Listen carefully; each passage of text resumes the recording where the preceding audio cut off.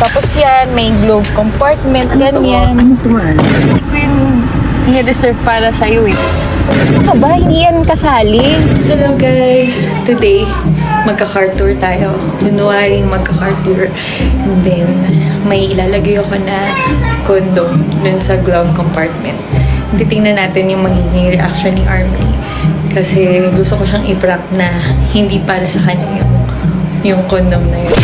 Hello guys! Ayan, magka-car tour tayo ngayon. And una nating ika-car tour ang sasakyan ng aking girlfriend. Honda Civic 2024. Actually, dapat ang pangalan nito Carlo. Carlo. Kaya Carlo. Ayan siya. Ayan. So, ang kagandahan nitong Honda Civic, Honda Civic 2024 is may heated seats siya dito. Iyon natin. Yan. So, pipindutin mo lang to. Tapos mag-iinit ka. Pati passenger seat. Yan. And then, ang amazing kasi, meron din siyang pagpipindutin mo to. Doon lang siya sa lane niya. Yun talaga dapat eh. Dapat parati lang tayong nasa lane natin.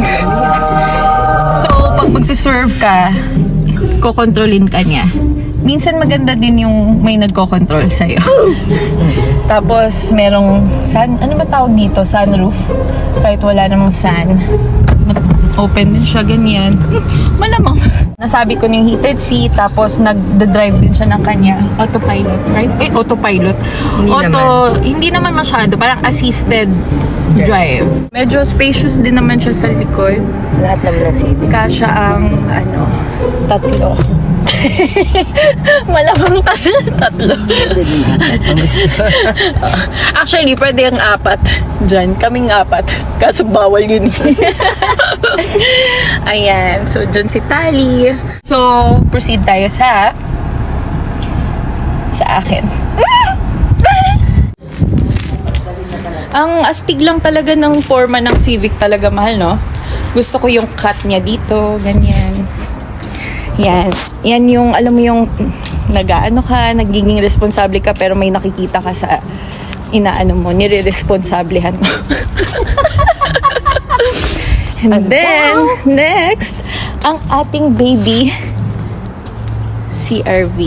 Yan yung akin namang aking inaano. Right, mahal? Yeah. Inaano mo ba to? Oo, minsan. I mean, ikaw ba nagbabayad dito? Hindi. Klaruhan na tayo. Hindi, kanya-kanya, syempre. Bakit ako magbabayad yan? Sa'yo yan. Di ba?